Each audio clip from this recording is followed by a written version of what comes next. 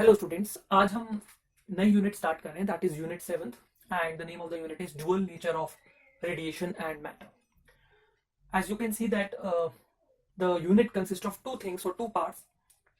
First part is dual nature of radiation and next is dual nature of matter.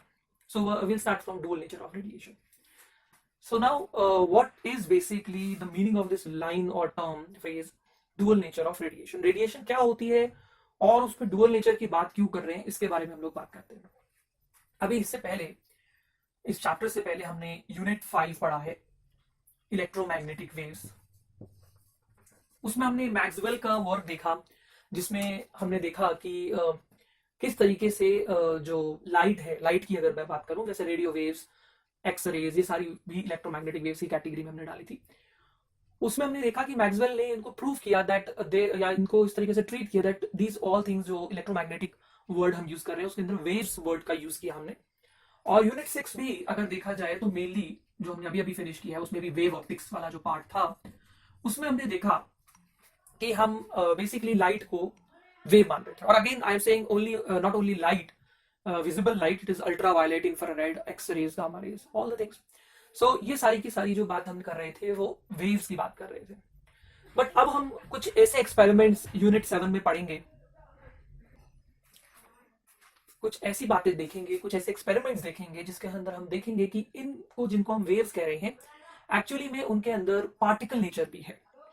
There are certain set of experiments जो ये बताते हैं कि ये जो इलेक्ट्रोमैग्नेटिक, अब इसको क्या कहें, वेव या पार्टिकल, या अभी हम एक नया वर्ड यूज करेंगे, photon, that these are made up of particles, streams of particles, and there are some certain set of experiments which try to prove that they are waves.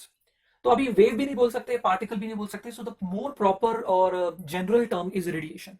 हम radiation word use करेंगे। तो अभी मैं electromagnetic waves, तो हम ठीक है unit 5 में हम इसको वेव्स ही प्रूव कर रहे थे, but the more safe word to use after this unit, और in this unit at least, is electromagnetic radiation. So we will use the word electro, means there is something related with electric field.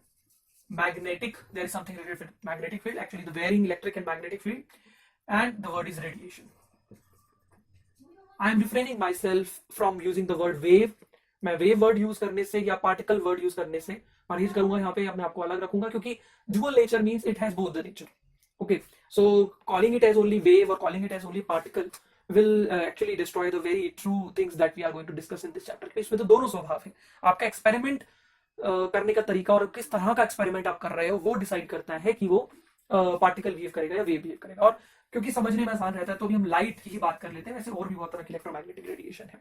Radiation आपने पढ़ा भी था, is a kind of he energy transfer, जिसमें आपको vacuum से भी energy transfer हो जाती है, वो आपने पढ़ा था। तो अभी हम यहाँ पे रेडिएशंस वर्ड यूज करेंगे, लाइट रेडिएशन, ठीक है, ultraviolet radiation. We are not using the word light waves, because wave बोल दिया तो हमने कंसिडर कर लिया उसके अंदर केवल वेव नेचर है, बट हम बात कर रहे हैं डुअल नेचर, उसके अंदर दोनों स्वभाव है। तो अभी मैं आपको बता रहा था, there are certain set of experiments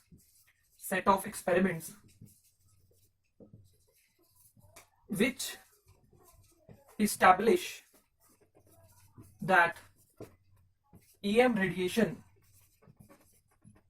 has wave nature. कुछ ऐसे एक्सपेरिमेंट्स हैं जो ये एस्टैब्लिश करते हैं, ये जो बताते हैं, समझाते हैं हम लोगों को कि उसके अंदर ये जो इलेक्ट्रोमैग्नेटिक रेडिएशन, लाइट की बात करूं तो उसके अंदर वेव नेचर है, लाइट वेव है। And at the same time there are some other set of experiments which establish the fact,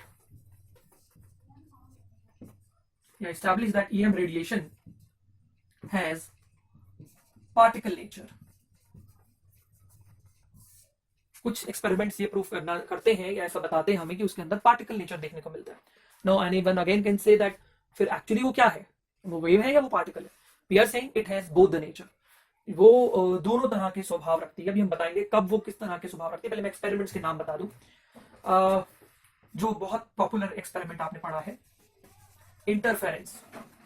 interference superposition पे बेस्ड है, जिसमें आप कहते थे या डिस्ट्रक्टिव कंस्ट्रक्टिव इंटरफेरेंस है, डिफ्रैक्शन। एक और टॉपिक है जो अभी फिलहाल सिलेबस में डिलीट हो रखा है, दैट इज पोलराइजेशन, उसको हम ब्रीफली डिस्कस कर सकते हैं। ये कुछ सेट ऑफ एक्सपेरिमेंट्स हैं, and there are other also which prove that the electromagnetic radiation has wave nature. तो polarisation, interference, diffraction, there are some set of experiments जिस पर हमने बात करा था। इन दोनों में तो खासतौर से सुपरपोजिशन में कि अगर क्रेस्ट क्रेस्ट के साथ, अब क्रेस्ट किसका होता है, क्रेस्ट वेव का होता है, तो क्रेस्ट क्रेस्ट के साथ मिलेगा तो एक बड़ा क्रेस्ट बनेगा, वहां पे आपको ज्यादा एनर्जी मिलेगी, और ट्रफ ट्रफ के साथ मिलेगा तो वहां पे भी बहुत बड़ा ट्रफ बनेगा। इस तरह की जो बातें सुपरपोजिशन की हमने करी थी। बट कुछ ऐसे एक्सपेरिमेंट्स होंगे जो अब हम पढ़ेंगे इस चैप्टर में, उसमें सबसे पॉपुलर जो हमारा आधे से ज्यादा चैप्टर में जो डिस्कशन चलेगा वो यही होगा, photo electric effect. Photo electric effect, photo electric effect एक ऐसा एक्सपेरिमेंट है जो वेव नेचर मानकर प्रूव नहीं किया जा सकता। उसमें दिखेगा कि इलेक्ट्रोमैग्नेटिक रेडिएशन पार्टिकल नेचर रखती है, ठीक है। और दूसरा आप वो भी एग्जांपल जो अगले चैप्टर में पढ़ेंगे, एटम्स जो चैप्टर होगा हमारे पास, उसमें हम पढ़ेंगे लाइट स्पेक्ट्रम। लाइट स्पेक्ट्रम अगर आपको एक्सप्लेन करना है तो आपको वेव नेचर से नहीं एक्सप्लेन हो सकता। वो हाइड्रोजन गैस का अगर हम स्पेक्ट्रम लेते हैं जब लाइट का, तो हम देखते हैं कि हमारे पास जो लाइट है वो पार्टिकल नेचर रखती है। And there are Compton effect, there are many experiments which prove that light have particle nature, and there are certain set of experiments which prove that it has wave nature. Wave nature interference diffraction में पढ़ा है हमने, लेकिन जो यहाँ पढ़ेंगे वो अब नया होगा। मेनली हमने जो फोटो इलेक्ट्रिक इफेक्ट पढ़ेंगे अगले चैप्टर एटम्स एंड न्यूक्लियाई में लाइट के स्पेक्ट्रम के बारे में डिस्कशन होगा। तो बेसिकली आप कहोगे कि फिर से कि एक्चुअली में वो क्या है, एक्चुअली में वो दोनों नेचर रखती है, उसमें डुअल नेचर है, दोनों स्वभाव है, दोहरा स्वभाव है उसका। लेकिन वो सारा कुछ डिसाइड हो रहा है आप किस तरह के एक्सपेरिमेंट लाइट के ऊपर परफॉर्म कर रहे हो। मैं आपको एक और तरीका बताता हूँ जिसमें आप थोड़ा और क्लैरिटी से समझ पाएंगे कि जब लाइट के साथ या एक ईएम रेडिएशन इंटरैक्ट करती है, ईएम रेडिएशन के साथ ही, जब ईएम रेडिएशन के साथ ही इंटरैक्ट करती है तो हमें उसका वेव नेचर दिखाई या समझ में आता है, दिखाई देता है, समझ में आता है। और जब ईएम रेडिएशन इंटरैक्ट करती है मैटर के साथ तो हमें उसका पार्टिकल नेचर समझ में आता है या दिखाई देता है। तो एक्चुअली में ये वाली बात कंप्लीट करके हमने बता दिया कि जब लाइट के साथ इंटरैक्ट करेगी, कोई इलेक्ट्रोमैग्नेटिक रेडिएशन के साथ ही इंटरैक्ट करती है तो हमें उसके अंदर वेव नेचर दिखाई देता है। और जब लाइट पार्टिकल या मैटर के साथ इंटरैक्ट करती है तो हमें उसका पार्टिकल नेचर नजर आता है। जैसे कि आप लोगों ने पढ़ा था कि जब आपके पास ये डबल स्लिट एक्सपेरिमेंट आया था कि यहां से आपके पास एक ये क्रैश ट्रफ इस तरह की चीज हमने बात करी थी। तो जो डबल स्लिट में से निकलती हैं, तो यहां से एक वेव निकल रही है, यहां से एक वेव निकल रही है। ये आपको मैं वेव फ्रंट दिखा रहा हूं। आप कहते हैं कि कहीं पे हमारे क्रेस्ट के साथ टकरा रहे हैं, कहीं पे ट्रफ के साथ टकरा रहे हैं। जहां पे क्रेस्ट के साथ ट्रफ के साथ क्रेस्ट के साथ, तो वहां पे इंटेंसिटी ज्यादा मिलती है। और जहां पे क्रेस्ट ट्रफ के साथ या ट्रफ क्रेस्ट के साथ मिलते हैं वहां पे इंटेंसिटी हमें कम मिलती है, वहां मिनिमम मिलता है। तो जब लाइट के साथ इंटरेक्ट करती है तब क्रेस्ट ट्रफ किसके होते हैं? These are of waves. तो यहां से आप मानेंगे लाइट वेव्स जा रही है, यहाँ से क्या जा रही है? Light wave. तो जब लाइट के साथ इंटरेक्ट करती है और इंटरफेरेंस पैटर्न बना रही है तो उसके अंदर वेव नेचर क्यों दिख रहा है? क्रेस्ट के साथ मिलना, ट्रफ के साथ, ये सारी वेव वाली बातें इसलिए नजर आ रही है क्योंकि लाइट के साथ ही इंटरेक्ट कर रही है। लेकिन अभी चैप्टर में अभी एंटर हम करे नहीं है प्रॉपर्ली, लेकिन जब हम पढ़ेंगे, अभी शुरू करने ही वाले हैं फोटो इलेक्ट्रिक इफेक्ट, उसमें हम देखेंगे कि थोड़ी सी डेफिनेशन मैं बता देता हूँ, डिटेल डेफिनेशन तो नहीं है ये, कि जब लाइट किसी मेटल सरफेस पे गिरती है जिसको आप वेव जैसा मान रहे थे, लेकिन जब लाइट किसी मेटल सरफेस पे गिरती है सुटेबल फ्रीक्वेंसी के साथ तो उसमें से इलेक्ट्रॉन एमिट होते हैं। तो उसमें से जब इलेक्ट्रॉन एमिट होते हैं तो अगर आप लाइट को वेव नेचर मानकर चलेंगे तो आप ये प्रूव ही नहीं कर सकते हैं कि वो मेटल की प्लेट अपने अंदर से इलेक्ट्रॉन को एमिट कर सकती है। उसको अगर एमिट करना है, एकदम से इलेक्ट्रॉन को एमिट करना है जैसा वो करती भी है, तो उसको पार्टिकल नेचर जैसा बिहेव करना पड़ेगा। तो जो फोटो इलेक्ट्रिक इफेक्ट है, अभी हम बताएंगे इसके बारे में, उसमें लाइट किसी मेटल सरफेस, अब लाइट तो एक लाइट हो गई, मतलब इलेक्ट्रोमैग्नेटिक रेडिएशन हो गई, और जो ये मेटल है ये मैटर हो गया, इट इज अ मैटर। जब लाइट मैटर के साथ इंटरेक्ट कर रही है तो उसमें हमें उसका पार्टिकल नेचर या फोटोन नेचर दिखता है। जब इलेक्ट्रॉन निकल रहा है, इलेक्ट्रॉन की बात अलग से हम करेंगे, लेकिन जब इलेक्ट्रॉन निकल ही क्यों रहा है उसमें से, इलेक्ट्रॉन तब निकलेगा जब उसमें से उसको एनर्जी मिलेगी, और वो एनर्जी उसके ऊपर पार्टिकल नेचर की तरह गिरनी चाहिए, ना कि वेव नेचर की तरह। ये सारी डिटेल अभी हम जब चैप्टर में एंटर करेंगे तब समझ पाएंगे। तो द पॉइंट इज दैट कि जो हमारे चैप्टर का पहला पार्ट है ड्यूअल नेचर ऑफ रेडिएशन, उसका मतलब है कि रेडिएशन जिसे हम इलेक्ट्रोमैग्नेटिक रेडिएशन या लाइट कहते हैं, जिसको अब तक हम यूनिट 5 और यूनिट 6 में वेव मानते आए हैं, एक्चुअली में उसमें वेव के साथ साथ पार्टिकल नेचर भी हो सकता है। और आप कहेंगे कि दोनों नेचर कैसे हो सकते हैं? एक ही चीज, या तो वेव होगा या पार्टिकल होगा, वो आपके एक्सपेरिमेंट से डिसाइड होगा। The thing that I am telling you is not exactly you can से कि जो एक्सपेरिमेंट्स की बात है वो तो नहीं है, लेकिन मैं आपको वैसे जनरली समझा रहा हूँ कि अगर I am writing something like this and some person is standing over here, वो कहेगा कि आपने 6 लिखा है यहाँ पे, और जो यहाँ खड़ा होगा वो व्यक्ति कहेगा नहीं आपने 9 लिखा है। So the same thing is acting as 6 for one person and acting as 9 for another person who are standing on the opposite side of it. ऐसे मैं कह रहा हूँ वही चीज है वो इलेक्ट्रोमैग्नेटिक रेडिएशन ही, लाइट, बल्ब में से निकलने वाली, सन में से आने वाली लाइट। लेकिन उसी लाइट को अगर हम बात करें तो अलग अलग तरह के एक्सपेरिमेंट्स को करने वाले लोग एट द सेम टाइम कोई उसको अलग तरह से एक्सपेरिमेंट कर रहा है, मैटर के साथ इंटरेक्ट करवा रहा है, तो वो कहेगा कि उसके अंदर पार्टिकल नेचर है। और जब कोई लाइट को लाइट के साथ इंटरेक्ट करवा रहा है, इंटरफेरेंस डिफ्रैक्शन देखेगा, वो कहेगा कि ये क्रैश क्रैश के साथ मिलना, ट्रफ ट्रफ के साथ मिलना, ये सब सारी बात वेव की है, क्रैश ट्रफ वेव्स के होते हैं। तो बेसिकली हम यहाँ पे कहेंगे कि हम वेव नेचर देखने को मिल रहा है बिकॉज ये एक्सपेरिमेंट में इलेक्ट्रोमैग्नेटिक रेडिएशन के साथ ही इंटरेक्ट कर रही है। I am not using the word wave because अगर इसको वेव कह दिया तो यानी हमने वेव मान ही लिया। हम अब उल्टा ये कहना चाह रहे हैं, ये एक्सपेरिमेंट तो हम स्टडी कर चुके हैं, इंटरफेरेंस डिफ्रैक्शन हम स्टडी कर चुके हैं, अब हम उल्टा फोटो इलेक्ट्रिक इफेक्ट को अच्छे से जानेंगे, जिसमें हमें ये पता चलेगा कि उसके अंदर कैसे पार्टिकल नेचर भी है। तो let us come to photo electric effect and all the things related to it. Photo electric effect basically एक फिनोमिनन है जिसमें हमने ये देखा या देखते हैं कि जब किसी मेटल सरफेस पे एक सुटेबल फ्रीक्वेंसी की लाइट या कोई इलेक्ट्रोमैग्नेटिक रेडिएशन फॉल करती है तो उसमें से इलेक्ट्रॉन्स का इजेक्शन होता है। आप ये वर्ड को पढ़े ना, फोटो इलेक्ट्रिक इफेक्ट, इसमें जो फोटो वर्ड आ रहा है इसका मतलब है लाइट या कोई इलेक्ट्रोमैग्नेटिक रेडिएशन, और electric means something related two electrons और इलेक्ट्रिक फील्ड और इलेक्ट्रिक इफेक्ट यू कैन से। सो फोटो इलेक्ट्रिक इफेक्ट मतलब जब किसी मेटल सरफेस के ऊपर लाइट गिरती है या इलेक्ट्रोमैग्नेटिक रेडिएशन गिरती है सुटेबल फ्रीक्वेंसी की। अभी हम बताएंगे सुटेबल फ्रीक्वेंसी क्या होती है और क्यों चाहिए होती है। तो उसमें से मेटल सरफेस में से, this is a metal surface,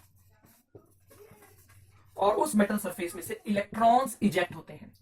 electrons का इजेक्शन ऑन या when the metal surface is irradiated with light, या लाइट जब स्ट्राइक करती है, फॉल करती है किसी मेटल सरफेस के ऊपर, तो उसमें से इलेक्ट्रॉन का इजेक्शन होना क्या कहलाता है, photoelectric effect. So what is the definition of photoelectric effect? The phenomenon of ejection of electrons from the metal surface when a light or electromagnetic radiation of suitable frequency fall on it या strike on it।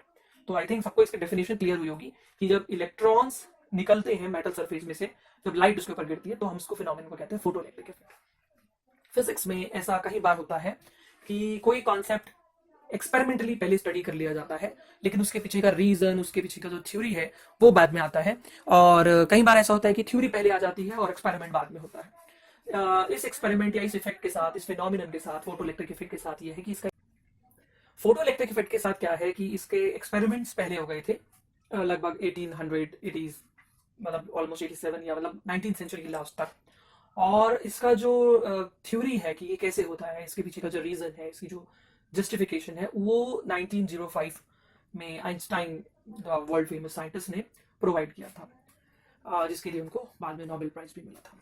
तो photoelectric effect के बारे में हम जानेंगे, मतलब वो experiments भी पढ़ेंगे, लेकिन हम क्या करेंगे, वैसे तो असेंडिंग ऑर्डर में चल सकते थे कि हम लोग पहले वो सारे एक्सपेरिमेंट स्टडी कर लें, फिर उनके पीछे का रीजन जानने के लिए अल्बर्ट आइंस्टाइन की थ्योरी को समझें, और फिर से हम दोबारा से उन एक्सपेरिमेंट्स को उस थ्योरी से समझें।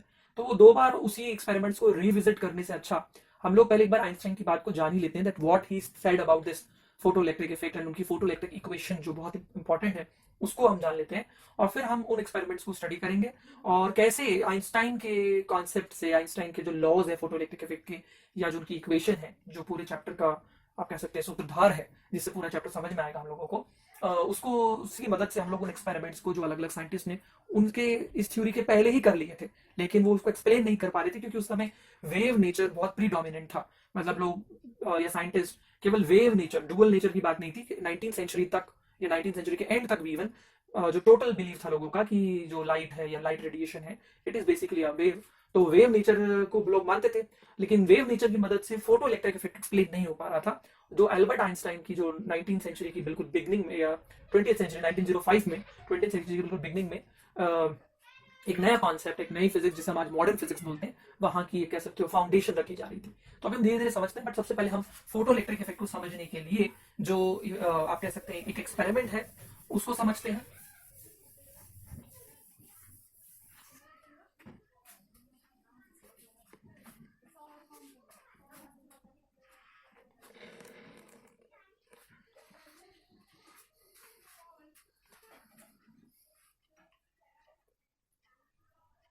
फोटो इलेक्ट्रिक इफेक्ट को समझने के लिए एक एक्सपेरिमेंट है, उसको जानते हैं, और आइंस्टाइन ने जो हमें फोटो इलेक्ट्रिक इक्वेशन दी है उसको भी हम समझते हैं। तो सबसे पहले हम लोग वो एक्सपेरिमेंटल सेटअप ड्रॉ करेंगे जिसमें हम लोग फोटो इलेक्ट्रिक इफेक्ट को समझते हैं। ये एक इवैक्यूएटेड ग्लास ट्यूब है, मतलब इसमें हवा नहीं है, या अगर है तो बहुत कम है। Air pressure almost very less है, वैक्यूम तो बिल्कुल क्रिएट नहीं हो सकता, लेकिन इसमें very low pressure very low pressure है एयर का। और यहाँ पे एक प्लेट है मेटल की, और सामने भी एक प्लेट है। इस प्लेट को हम नाम देंगे एमीटर प्लेट, और इस प्लेट को हम नाम देंगे collector plate, because this is going to emit the electrons when light fall on it, and this is going to collect the electrons। जो भी इलेक्ट्रॉन यहाँ से emit होंगे वो सामने वाली प्लेट पे जाके कलेक्ट होंगे। and there is a window, quartz window, quartz एक मटेरियल है ट्रांसपेरेंट, और इस विंडो में से लाइट आ सकती है। और क्योंकि हमें सर्किट को कंप्लीट करना पड़ता है, ऐसा नहीं है कि अगर लाइट गिरेगी इलेक्ट्रॉन निकलेंगे, फोटो इलेक्ट्रिक इफेक्ट होगा और वो कलेक्ट होगा और ये इलेक्ट्रॉन लूज करती रहेगी, तो उसको वापस इलेक्ट्रॉन चाहिए नहीं, तो we have to complete the circuit. And for completing that circuit, उस सर्किट को कंप्लीट करने के लिए हम लोगों को कुछ एक्सटर्नल कनेक्शंस देने पड़ेंगे।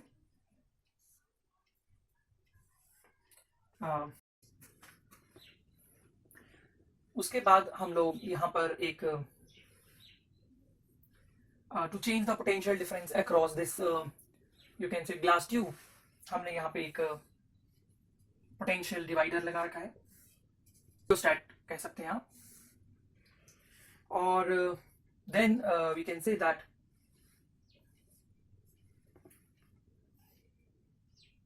with the help of a commutator plug,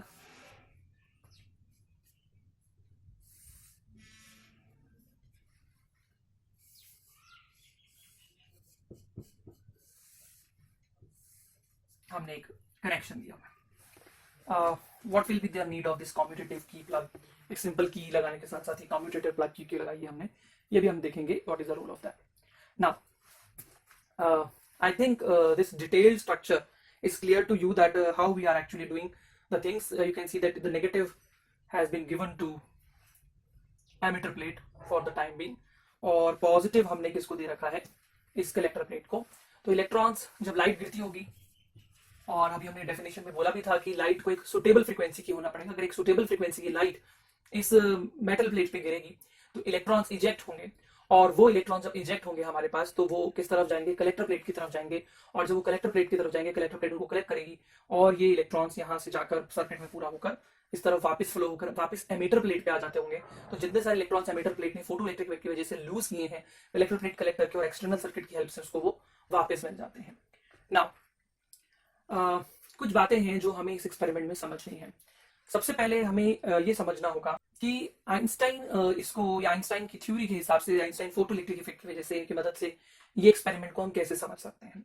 Einstein का मानना था कि जो लाइट है जो मेटल प्लेट के ऊपर गिर रही है, it is not a wave, it is rather a stream of particles, और वो पार्टिकल्स एक्चुअली में एनर्जी पैकेट्स हैं जिसको उन्होंने नाम दिया क्वांटा। और क्योंकि यहाँ पे लाइट बात कर रहे हैं, क्योंकि हम यहाँ पे लाइट की ही बात कर रहे हैं, तो हम यहाँ पे उसको फोटोन्स भी बोल सकते हैं। अगर वो किसी भी इलेक्ट्रोमैग्नेटिक रेडिएशन के एनर्जी पैकेट्स हैं तो हम क्वांटा बोलेंगे उसको, और अगर वो पर्टिकुलरली वी कैन से अगर वो लाइट के एनर्जी पैकेट्स है तो उसको हम फोटोन बोलेंगे। एक बार हम इसको जान लेते हैं। ये सर्किट ऐसा है नीचे से, और इसमें हम कम्यूटेटर प्लग की मदद से मैं आपको भी बताऊंगा कि ये प्लस माइनस को चेंज कर सकते हैं। अभी हमने फिलहाल एमिटर प्लेट को नेगेटिव पोटेंशियल पे रखा हुआ है और कलेक्टर प्लेट को पॉजिटिव। तो जो भी इलेक्ट्रॉन यहाँ से इजेक्ट होते होंगे वो नेगेटिव पोटेंशियल से या नेगेटिव की वजह से रिपेल होकर पॉजिटिव की तरफ चले जाते होंगे। Electrons has a general tendency to move from low potential to high potential. You can say that कि नेगेटिव पोटेंशियल पे है बैटरी के कनेक्शन की वजह से, और सामने वाली प्लेट पॉजिटिव पोटेंशियल पे है, तो electrons has a tendency to move from negative to positive.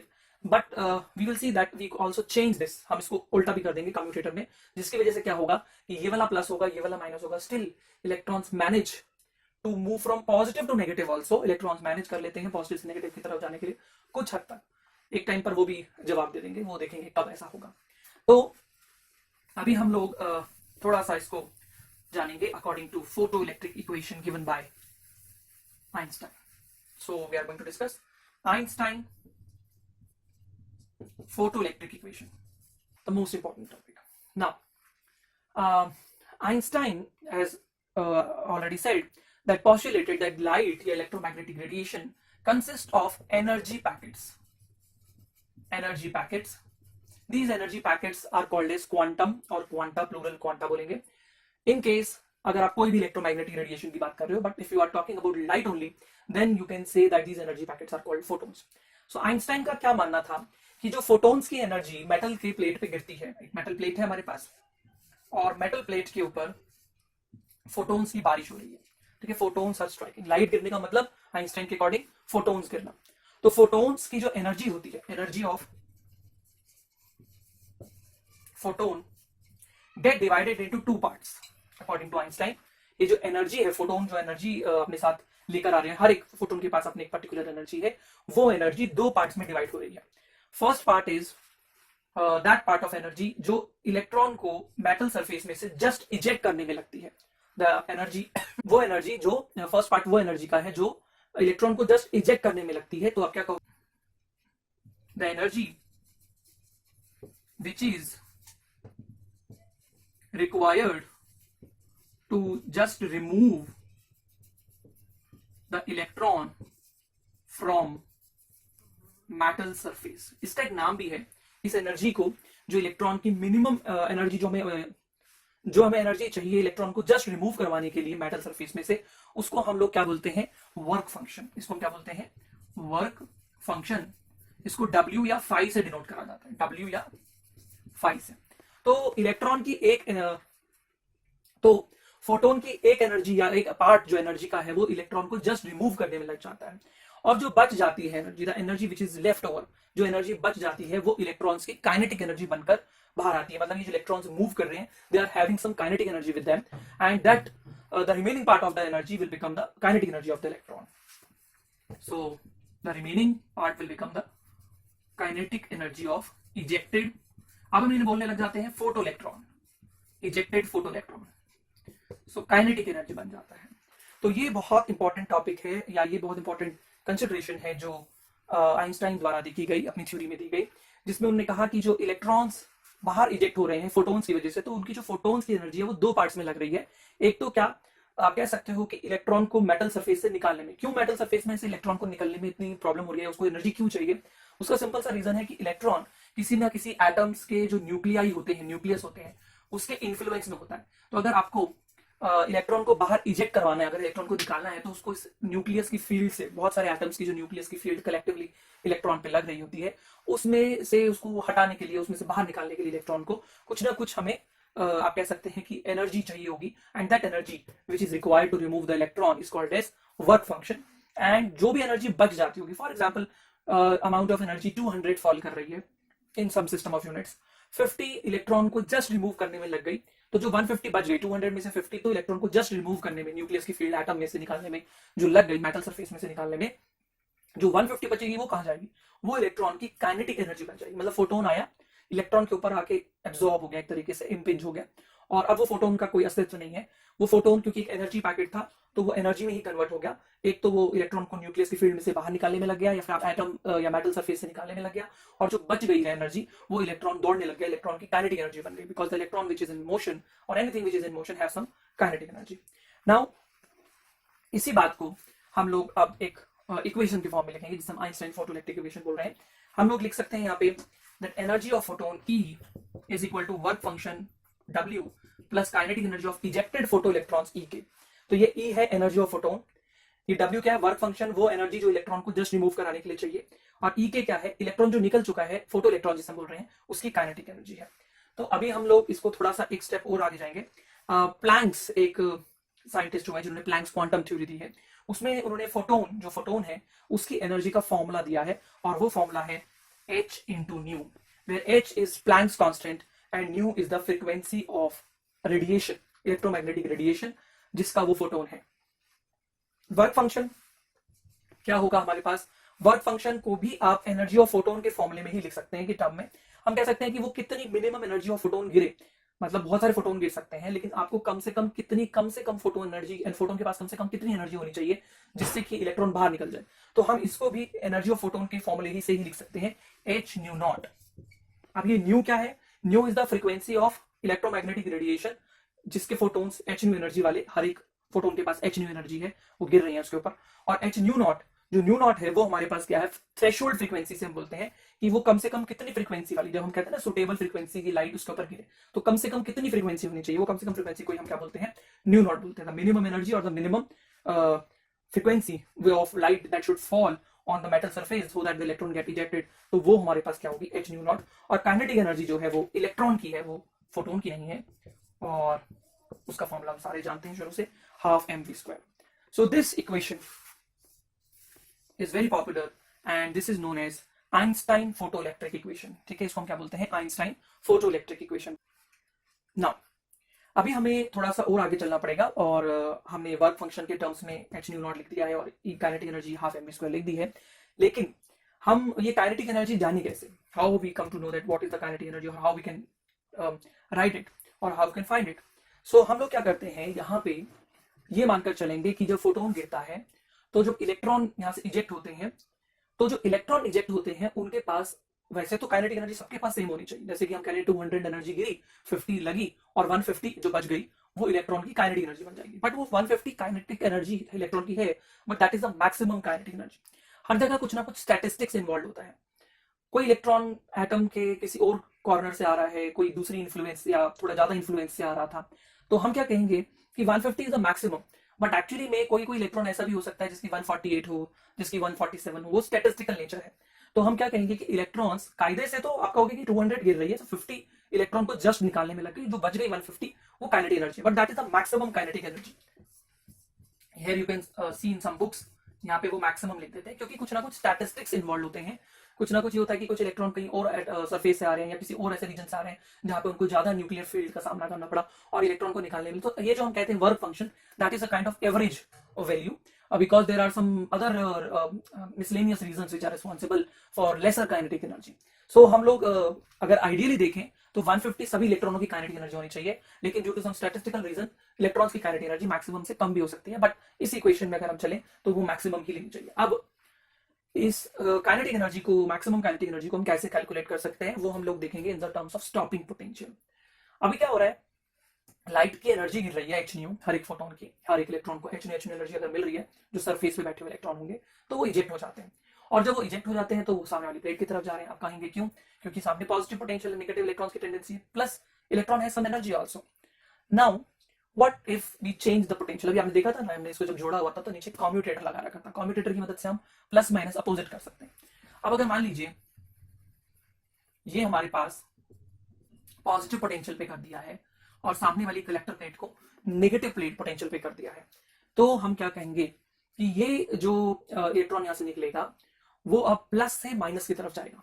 अब वो प्लस से माइनस की तरफ जाएगा, आप कहोगे प्लस से माइनस कैसे जा सकता है? माइनस से वो रिपेल होगा, या फिर हम क्या कहेंगे इलेक्ट्रॉन की density to negative to positive है, बट फिर भी वो चला जाएगा। क्यों? क्योंकि उसके पास कुछ एनर्जी है। बट अगर कोई कहे कि मैं इसका रियोस्टैट भी लगा हुआ था, आपने देखा था अभी, अगर मैं रियोस्टैट से सामने वाली प्लेट को और ज्यादा नेगेटिव पोटेंशियल पे कर दूं और इसको और ज्यादा पॉजिटिव पोटेंशियल पे कर दूं, तो एक टाइम ऐसा आएगा कि इलेक्ट्रॉन जो अपनी मैक्सिमम एनर्जी के साथ भी, जो मैंने कहा था ना अलग अलग एनर्जी हो सकती है काइनेटिक, थोड़ा बहुत कम भी हो सकती है जितनी होनी चाहिए उसके कंपैरिजन में, बट अगर मैक्सिमम एनर्जी वाला इलेक्ट्रॉन भी होगा, वो भी एक टाइम पर इस नेगेटिव पोटेंशियल का सामना नहीं कर पाएगा और वो रिपेल होकर वापस आ जाएगा। मतलब it is not going to collect into the collector plate, और कलेक्टर प्लेट में वो इलेक्ट्रॉन नहीं जा पा रहा है, उसका पता कैसे चलेगा? Electron now has stopped entering into the collector plate. जैसे इलेक्ट्रॉन कलेक्टर प्लेट पे रीच नहीं कर पाएंगे, सर्किट कंप्लीट नहीं होगा, करंट फ्लो नहीं करेगा, तो यहाँ पे जो आपने माइक्रो एमीटर लगा रखा था, अभी आपने जो सर्किट में देखा था, वो माइक्रो एमीटर जीरो करंट दिखाएगा, मतलब उसे हम फोटो इलेक्ट्रिक करंट कहते हैं, और फोटो इलेक्ट्रिक करंट इस सर्किट का क्या हो जाएगा? जीरो हो जाएगा। क्यों? क्योंकि इलेक्ट्रॉन वहां पर नहीं पहुंच पा रहे उस खास पोटेंशियल को जहां पे फोटो इलेक्ट्रिक करंट आपने अभी देखा था circuit. I am making it once again, it is like that.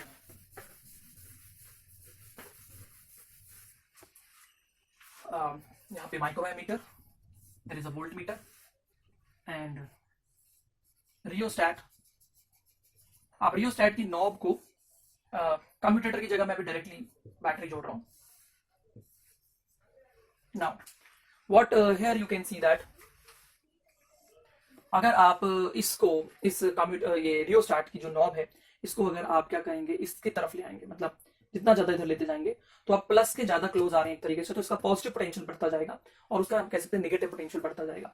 तो या फिर आप सिंपली कह सकते हैं कि इसका पोटेंशियल डिफरेंस हम इस तरीके से चेंज कर रहे हैं, यहाँ से रियोस्टैट से हटा के पोटेंशियल डिफरेंस हम इसके क्रॉस लाते जा रहे हैं। एक ऐसी वोल्टेज आएगी जब इलेक्ट्रॉन, भले ही उनको फोटोन से एनर्जी मिली हुई है, they are having some kinetic energy with them, but they will not be able to enter into the collector plate because they are going to repelled by the negative potential of the collector plate, and therefore we can say the whole of the kinetic energy loss हो गई इस potential के against लड़ते लड़ते, लेकिन last में पहुंचने से पहले वो वहां पहुंच ही नहीं पाया, वहां पे एक तरीके से हम कह सकते हैं। तो अब हम इस maximum kinetic energy half mv square को इस स्टॉपिंग पोटेंशियल के टर्म्स में कैसे लिख सकते हैं उसके बारे में हम देखते हैं। The formula for kinetic energy is half mv square. We know you have studied work energy theorem, आपने work energy theorem पढ़ा हुआ है क्लास 11th में, और उसमें आपने देखा था kinetic energy final minus kinetic energy initial is equal to work done. So kinetic energy finally मान लो ये इलेक्ट्रॉन जब निकला और यहाँ पे हमने समय स्टॉपिंग पोटेंशियल वी नॉट का लगा रखा है। V naught is the special stop potential जहां पे इलेक्ट्रॉन सर्किट स्टॉप हो जाते हैं, और जब स्टॉप हो जाते हैं तो सर्किट कंप्लीट नहीं होता है, तो करंट हमारा जीरो हो जाता है, तो microampere ammeter will show the zero current, the photoelectric current ceases. So kinetic energy finally electron की हो गई zero. So kinetic energy finally हो गई जीरो, काइनेटिक एनर्जी फाइनली की जगह मैंने लिख दिया zero. Initially it was having full amount of energy that is half mv square, and we know that work done per unit charge is equal to potential, work done per unit charge is potential, so work done is equal to charge into potential. तो हम यहाँ पे electron वाला charge है तो हम यहाँ पे माइनस ई लिख सकते हैं, और पोटेंशियल कितना है V naught, so half mv square is equal to minus e V naught because the charge on the electron is negative. So we will have this half mv square is equal to e V naught, और e V naught is equal to half mv square. So work energy theorem की मदद से हम देख सकते हैं कि आप वैसे भी देख सकते हैं कि अगर इस इलेक्ट्रॉन के पास स्टार्टिंग में लाइट गिरने से कुछ एनर्जी आई थी, काइनेटिक एनर्जी आई थी हाफ mv स्क्वायर, जब ये नेगेटिव पोटेंशियल के अगेंस्ट रन करा होगा, आगे गया होगा, तो इसके पास ठीक उतना पोटेंशियल है जो उसको रोक सकता है। अगर मैं इससे भी ज्यादा नेगेटिव पोटेंशियल लगाऊंगा तो भी रुकेगा, इतना लगाऊंगा तो भी रुकेगा, लेकिन इससे कम लगाऊंगा तो नहीं। आप समझिए इस चीज को कि इलेक्ट्रॉन जब मेटल प्लेट से निकलता है तो उसके पास कुछ काइनेटिक एनर्जी होती है, और वो काइनेटिक एनर्जी जो है वो सारी की सारी खर्च हो गई किसके अगेंस्ट, इस वी नॉट पोटेंशियल के अगेंस्ट। आप इसको ऐसे भी समझ सकते हैं कि अगर आपने यहाँ पे पोटेंशियल लगा रखा है प्लस का और सामने माइनस का, तो हो सकता है कि ये पोटेंशियल ना काफी हो, इनसफिशिएंट हो इसको रोकने में। अगर आपने सामने नेगेटिव का पोटेंशियल लगा दिया, पॉजिटिव की जगह नेगेटिव का पोटेंशियल लगा दिया कलेक्टर प्लेट पे, तो कलेक्टर प्लेट को कायदे से उसको कलेक्ट नहीं करना चाहिए, बट क्योंकि उसके पास कुछ काइनेटिक एनर्जी है तो वो इलेक्ट्रॉन वहां जा पाता है और वहां पे जाके कलेक्ट हो जाता है, वो नेगेटिव के अगेंस्ट भी रिपेल हो जाता है। इट इज लाइक दैट कि अगर हमने एक बॉल को उछाला तो बॉल को तो ऊपर जाना नहीं चाहिए, क्यों, क्योंकि वो तो नीचे अट्रैक्ट हो रही है अर्थ की वजह से, लेकिन फिर भी ऊपर चली जाती है क्योंकि हमने उसको कुछ काइनेटिक एनर्जी दी है। लेकिन वो काइनेटिक एनर्जी एक टाइम पे आकर रुक स्टॉप हो जाती है, क्योंकि वो सारी की सारी काइनेटिक एनर्जी तरीके से पोटेंशियल एनर्जी में कन्वर्ट हो जाती है। आप ऐसे यहाँ पे भी कह सकते हैं कि ठीक है इलेक्ट्रॉन वहां पहुंच पा रहा है कलेक्टर प्लेट पे, लेकिन अगर आप सामने इसको और ज्यादा पॉजिटिव, इसको और ज्यादा नेगेटिव कर दें, मतलब इन दोनों के क्रॉस पोटेंशियल डिफरेंस उसको और ज्यादा बढ़ा दें, तो क्या होगा कि इलेक्ट्रॉन वहां पे जाने से पहले ही रिपेल हो जाएगा, और एक टाइम ऐसा आएगा कि वो मतलब इतना पोटेंशियल होगा कि वो स्टॉप हो जाएगा, और उस पोटेंशियल को हम क्या बोल रहे हैं, स्टॉपिंग पोटेंशियल बोल रहे हैं। और हमारा जो काइनेटिक एनर्जी का फॉर्मूला है वो स्टॉपिंग पोटेंशियल के टर्म्स में आ रहा है। तो जो अभी अभी हमने इक्वेशन लिखा था, आइंस्टाइन फोटोइलेक्ट्रिक इक्वेशन,